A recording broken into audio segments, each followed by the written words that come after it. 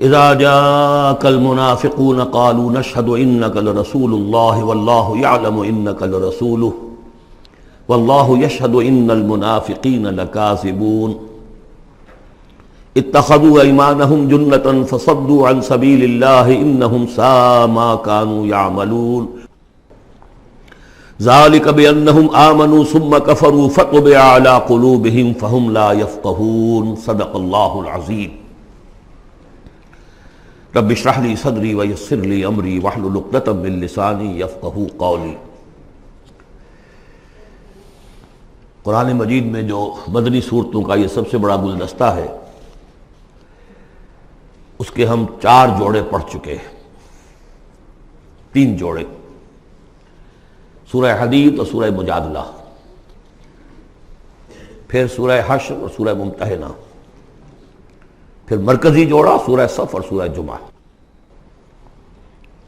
سورہ صف میں نے ایک بات کہی تھی کہ بعد میں جائزہ لے لیں گے، اگر تو ایمان حقیقی اور جہاد فی سبیل اللہ کا راستہ انسان اختیار کرے، وہ تجارت جو اللہ نے بتائی ہے، هل ادلکم علی تجارت تنجیکم من عذاب علیم، اس کا کیا حل ہے، کیا تجارت ہے؟ تؤمنون باللہ ورسولہ وتجاہدون فی سبیل اللہ باموالکم وانفسکم، یہ اگر کرتے ہو تو عذاب علیم سے بھی چھٹکارا ہے، تمہارے گناہ بھی معاف کر دیے جائیں گے، جنتوں میں داخل کیے جاؤ گے، مساکن طیبۃ فی جنات عدن دیے جاؤ گے۔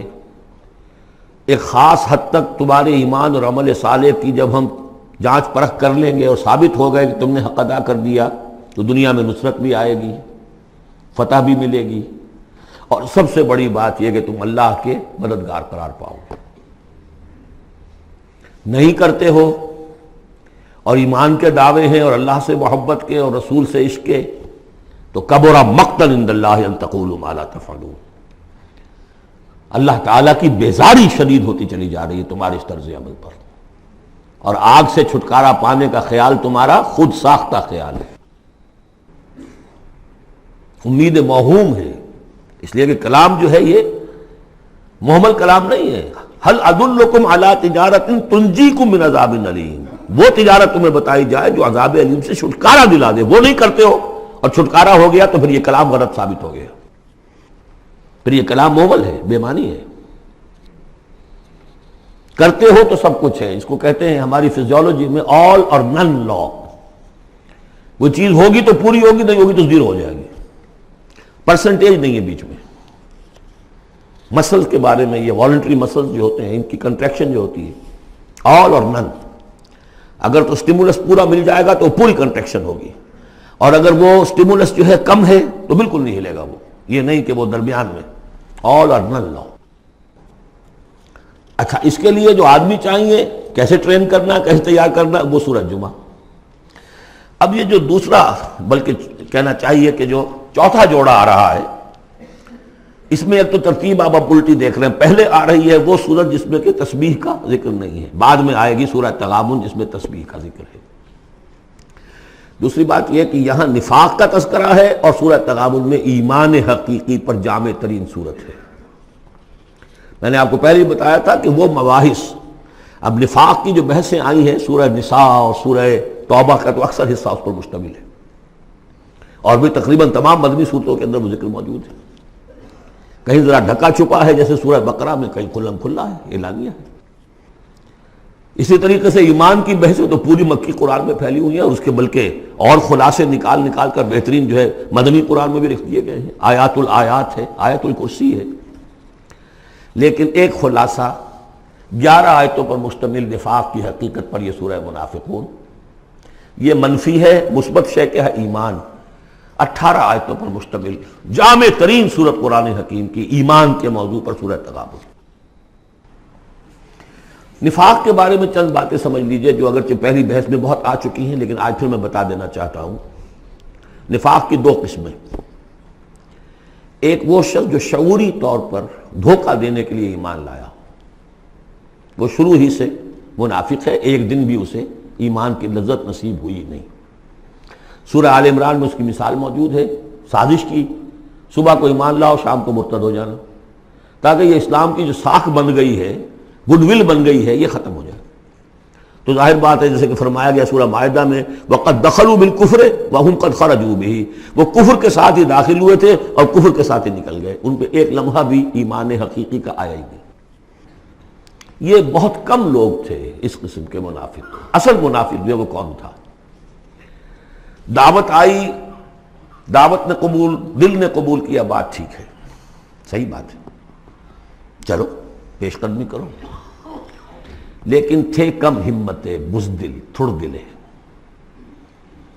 اب ظاہر بات ہے یہ دعوت تھی انقلابی دعوت، انقلابی دعوت میں تصادم کے مراحل آتے ہیں، اور وہاں جو ہے تکلیفیں، آزمائشیں، مصیبتیں، ایثار مال، بذل نفس، یہاں تک کہ وہ مرحلہ بھی آ سکتا ہے کہ نقد جان ہتھیلی پر رکھو اور میدان میں آ جاؤ۔ اب جو ذرا کمزور لوگ تھے ان کی ٹانگیں ذرا ہلنی شروع ہوئی، کپ کپی۔ پہلا مرحلہ یہ ہوا ان میں کہ انہوں نے اپنی قصور کو ماننا، ہم سے خطا ہو گئی، غلطی ہوئی۔ یہ سورہ توبہ میں پڑھ چکے ہیں، خلطوا عملا صالحا وآخر سیئا۔ اب یہ ہے کہ کسی وقت اچھے کام بھی کر رہے ہیں، کسی وقت کوئی برا کام بھی کر دیا، کبھی کوئی لبیک بھی کہہ دیا، کبھی کہیں کھسک گئے، لیکن اپنی غلطی مان لی کہ حضور ہم سے غلطی ہوئی، ہم کوئی جھوٹا بہانہ نہیں بناتے، آپ جو سزا چاہیں دے لیں، ہم حاضر ہیں۔ اس درجے کو کہیں گے ضعف ایمان، یہ نفاق نہیں ہے، ضعف ایمان۔ اگلا درجہ آتا ہے جب آدمی کی جو جھوٹی عزت نفس ہے، اخذت العزت بالاسم، وہ جھوٹی عزت نفس اسے کہتی کب تک مانو گے اپنی خطائیں، تو جھوٹا بہانہ کر دیا کرو، یہ تھا مسئلہ، وہ تھا مسئلہ، یوں تھا، ایسا تھا، خدا کی قسم نہیں، وہ تیسرا مرحلہ آئے۔ جھوٹا بہانہ جہاں شروع کیا نفاق شروع ہو، لہذا منافقین کے ضمن میں ہمیشہ آپ کذب کذب کذب اس کو دیکھیں گے۔ اگلا مرحلہ آیا، انہوں نے دیکھا کہ یہ تو اب ہماری قسم، ہم جو بہانہ بناتے ہیں تو لوگ مسکراتے ہیں، کچھ وہ سمجھتے ہیں کہ یہ جھوٹا بہانہ بنا رہا ہے، لہذا قسمیں کھا کر مؤکد کیا اپنی قسموں سے۔ یہ سیکنڈ سٹیج میں ٹی وی آ گئی، نفاق کی T V in second stage, جھوٹا بہانہ فرسٹ سٹیج، جھوٹی قسم سیکنڈ سٹیج۔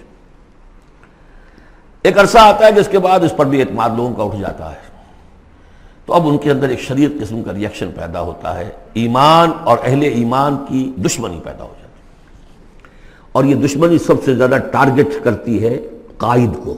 اس نے ہمارے لیے ساری مصیبت کھڑی کر دی، ہم آرام سے اپنے مدینے میں آباد تھے، رہ رہے تھے، یہ آ گیا، اس نے آ کر یہ سارا جو ہے معاملہ ہمارے لیے، بھائی کو بھائی سے جدا کر دیا، خاندانوں میں رفت پیدا کر دی۔ اب ہمارے دوستیاں تھیں ان سے اوس اور خزرج کی دوستیاں تھیں، ان تمام یہودی قبائل سے ہمارے وہ سارے حلیفی تعلقات ٹوٹ گئے، تو وہ ساری دشمنی جو ہے اب یہ عداوت بن جاتی ہے اہل ایمان کی، اور خاص طور پر اہل ایمان کے قائد جو اس وقت کون تھے؟ محمد رسول اللہ۔ دس از دی تھرڈ سٹیج۔ یہ ٹی بی کی وہ تھرڈ سٹیج ہے جو پہلے کبھی ہو جاتی تھی تو ہم سمجھتے تھے کہ اب یہ لا علاج۔ اسی لیے اس وقت جو لوگ کسی تحریکی تصور سے آشنا ہی نہیں، انقلابی تصور دین ان کے سامنے آیا ہی نہیں، وہ منافق نہیں ہو سکتا، وہ ضعیف الایمان آدمی ہے۔ لیکن جو شخص ایک مرتبہ کسی تحریک کو، انقلابی تحریک کو قبول کر کے آگے آ جائے، اب وہ منافق ہو جائے گا اگر وہ ٹھیک نہیں چلتا ہے۔ یہ بات میری جو ہے آج پلے باندھ لیجئے۔ عام اس وقت مسلمان منافق نہیں، انہیں پتہ ہی نہیں کہ دین کا تصور یہ ہے، دین کا یہ مطلب ہے، مولویوں نے سمجھایا ہی نہیں۔ دین کا نام ہے نماز، روزہ، اور لیلۃ القدر مل گئی تو بیڑا پار، ساری زندگی کے سارے گناہ معاف۔ انہیں تو یہ تصور دیے گئے، حج کرائے تو پاک ہو کے آ گئے، عمرہ کیا تو پاک ہو کے آ گئے، باقی یہ کہ تم جس طرح چاہو کماؤ۔ لہذا وہ بیچارے وہ منافق نہیں ہے، وہ ضعیف الایمان ہے، جو بھی ہے وہ اللہ تعالیٰ جو معاملہ ان سے کرے۔ جو شخص کسی حقیقی انقلابی اسلامی تحریک سے متعلق ہو جائے، اس کو حق سمجھ کر، پھر اگر وہ پیچھے ہٹ رہا ہے اس لیے کہ قائد میں اسے کوئی چیز ایسی نظر آئی کہ یہ تو غلط کار انسان ہے، دھوکے باز انسان ہے، ٹھیک ہے، پیچھے ہٹ جانا چاہیے۔ اگر یہ طریقہ کار جو اس نے بتایا تھا یہ اس سے منحرف ہو گیا ہے، پیچھے ہٹ جانا چاہیے۔ جو اس نے طریقہ کار بتایا تھا اس وقت ہمیں معلوم ہوا تھا ٹھیک ہے، لیکن اب ہم سمجھتے ہیں کہ ٹھیک نہیں ہے، پیچھے ہٹ جانا چاہیے۔ یہ سب ٹھیک، اس میں نفاق نہیں ہوگا، لیکن محض اس لیے کہ اب مشقت کرنی پڑ رہی ہے، محنت کرنی پڑ رہی ہے، اپنے کیریئر پر آنچ آ رہی ہے، اپنے لیے جو ہیں اور زندگی کی لذتیں جو ہیں ان میں ہمارا گھاٹا پڑ رہا ہے، جائیے کہ کبھی امیر نے ڈانٹ دیا ہے، یہ تو ہوتا ہے جماعتوں کے اندر، ہوتا ہے، زجر بھی ہوتی ہے، توبیخ بھی ہوتی ہے۔ حضور نے یہاں تک بھی کہا کہ میرا جی چاہتا ہے کہ جو لوگ نہیں آتے فجر کی نماز میں کسی اور کو یہاں پر امام بنا کر کھڑا کر دوں اور جا کر ان کے گھروں کو آگ لگا دوں، یہ بھی تو کہا ہے محمد رسول اللہ صلی اللہ علیہ وسلم۔ تو بہرحال اس وجہ سے اگر کوئی پیچھے ہٹا تو وہ اس پروسیس میں آ جائے گا، اس کو اچھی طرح سمجھ لینا چاہیے۔ بسم اللہ الرحمن الرحیم، اذا جاءک المنافقون قالوا نشهد انک لرسول اللہ۔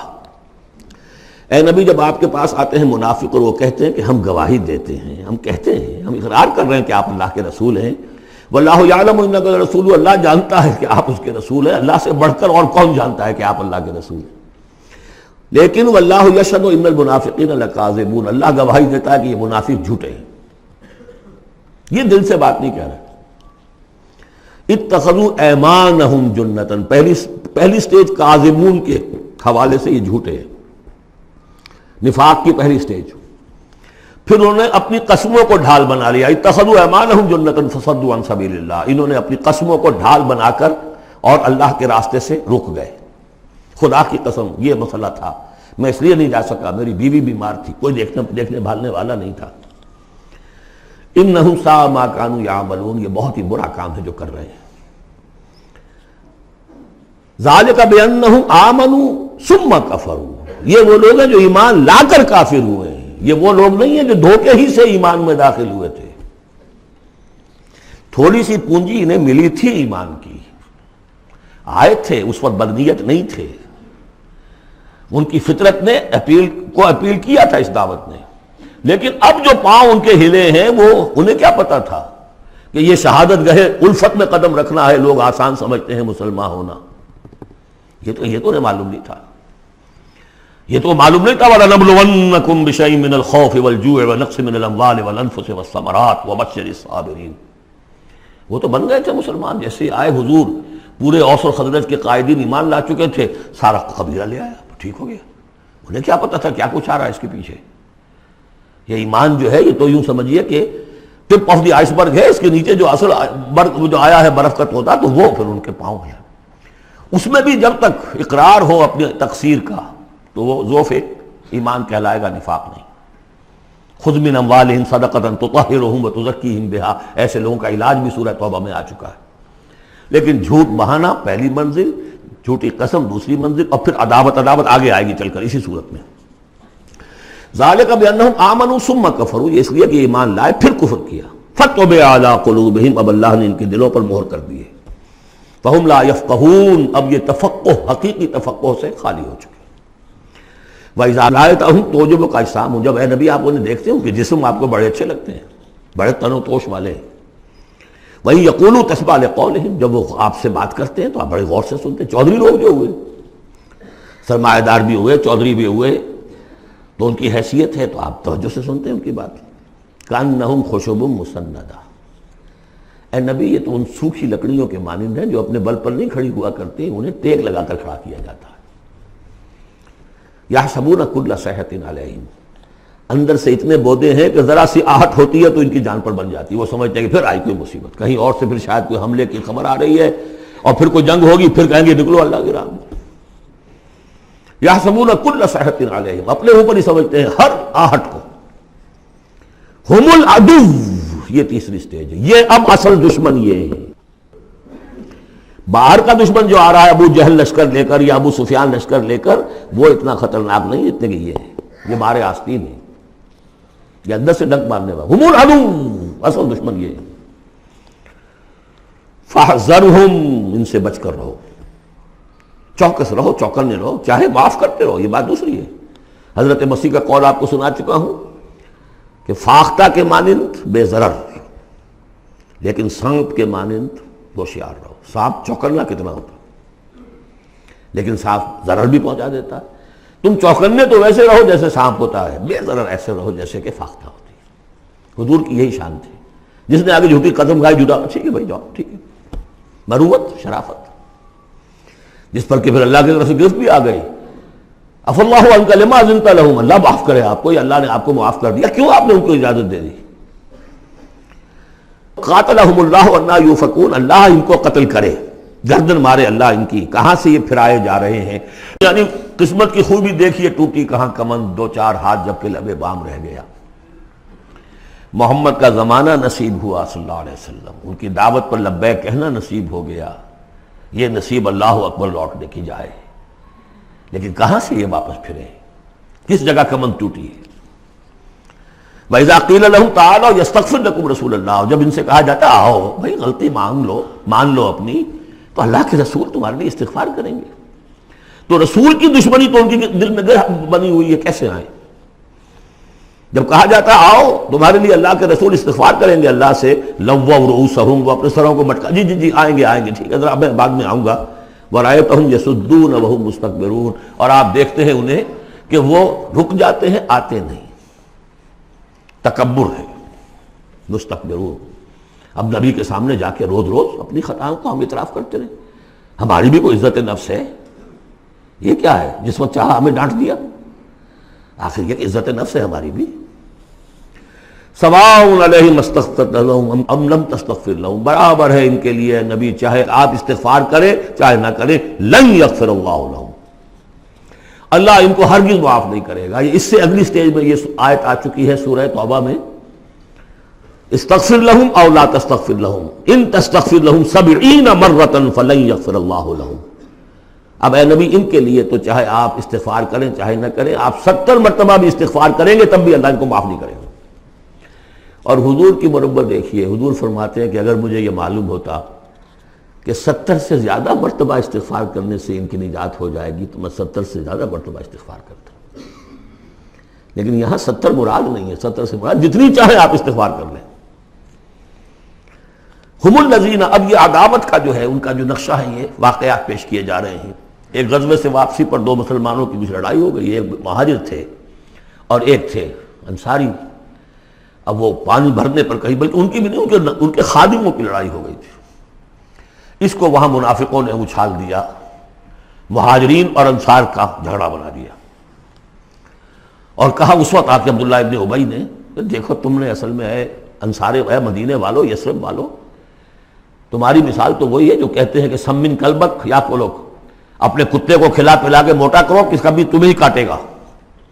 تم نے ان کو جگہ دی، پناہ دی، کھلایا پلایا، اب یہ تمہارے سر کو آ رہے ہیں، غریبانوں کو آ رہے ہیں۔ خدا کی قسم اگر ہم اب مدینے پہنچ گئے تو ان ذلیلوں کو وہاں سے نکال باہر کریں گے۔ ان کی یہ جرات، ایک مہاجر کا خادم لڑے ایک انصاری کے خادم سے، ہم نے پناہ دی، اپنے ٹکڑے کھلائے ان کو، اپنی جگہ دی، اور آج ہی ہمارے سروں کو آ رہے ہیں، ہمارے منہ کو آ رہے ہیں۔ یہ بکواس اس نے کی۔ وہاں موجود تھے ایک نوجوان زید بن ارقم، انہوں نے جا کے حضور کو بتا دیا۔ حضور نے بلایا، نہیں جی جھوٹ پتہ میں نے نہیں کہا، یہ چھوکرے نے پتہ نہیں کہاں سے سن لیا، یہ چھوکرا کیا ہے یہ، اور آپ اس کی بات مان رہے ہیں میرے معاملے میں؟ خاموش رہے حضور۔ پھر یہ آیات اتر گئی جس نے چھوکرے کو صحیح ثابت کیا کہ کہا انہوں نے یہ۔ تو حضور نے فرمایا کہ لڑکے کے کان نے غلط نہیں سنا تھا، لیکن ایک بات نوٹ کر لیجئے، ان معاملات میں بھی حضور کوئی اقدام نہیں کر سکے عبداللہ ابن ابی کے خلاف، یہ نوٹ کرنے کی بات ہے۔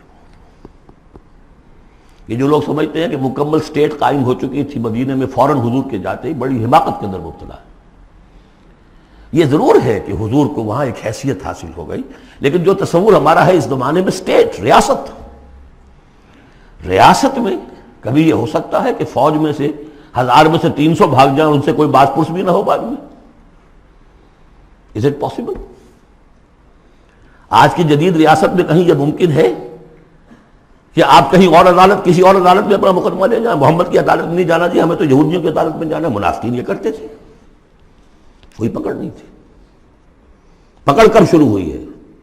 فتح مکہ کے بعد۔ اب یہ اس کی خوش قسمتی تھی عبداللہ ابن ابی کہ اس سے پہلے یہ واصل جہنم ہو گیا خود ہی، ورنہ یہ کہ فتح مکہ کے بعد ریاست قائم ہوئی ہے۔ یہی وجہ کہ اس کے بعد پھر جب جنگ کا اعلان ہوا ہے تو جو نہیں گئے ان سے باس پرس ہوئی ہے، حساب کتاب ہوا، اس سے پہلے نہیں۔ تو اصل میں سٹیٹ جو ہے عبداللہ ابن ابی کا یہاں پہ بھی خاموش. ایک موقع پر جب کہ تہمت کا معاملہ چل رہا تھا تو ایک دفعہ حضور کی زبان مبارک سے ایسے الفاظ بھی نکل گئے, دکھا دل, کہ کیا کوئی شخص نہیں ہے کہ جو مجھے اس ایذا رسان شخص جو ایذا پہنچا رہا ہے اس کی ایذا سے بچا سکے. اب اندیا ظاہر تھا صاف کہ کیا کوئی شخص اس کو قتل نہیں کر سکتا. اب واقعات مختلف آتے ہیں. ایک واقعے میں تو یہاں تک آتا ہے کہ سعد ابن معاذ موجود تھے, انہوں نے کہا کہ حضور آپ مجھے حکم دیجئے میں قتل کرتا ہوں اس کو. سعد ابن عبادہ تھے, وہ خزرج میں سے تھے, وہ فوراً تم یہ اس لیے کہہ رہے ہو کہ وہ خزرج کا آدمی ہے. تو معلوم یہ ہوا کہ وہ جو قبائلی عصبیتیں تھیں کسی نہ کسی درجے میں ابھی موجود تھیں, ایک دن میں صاف نہیں ہوتی یہ چیزیں. پھر حضرت سعد ابن عبادہ کہتے ہیں حضور سے, حضور اس شخص کے معاملے میں نرمی کیجئے, اصل میں اس شخص کو ہم بادشاہ بنانے کا فیصلہ کر چکے تھے, اس کے لیے ہم تاج تیار کر چکے تھے, آپ آئے تو اس کے سارے خواب جو ہیں وہ بکھر گئے. اس کا ایک طرز عمل ہے لیکن یہ کہ اس کا اثر ہے ہمارے قبیلے میں. حکمت اور مصلحت کا تقاضا یہ ہے کہ اس کے خلاف اقدام نہ کیا جائے. یہ بات سمجھ میں, ابھی ریاست اس درجے کی نہیں تھی کہ ان تمام چیزوں کو بالکل, ان مصلحتوں کو بالکل نظر انداز کرتے ہوئے جو قدم چاہے اٹھا دیں, یہ نہیں.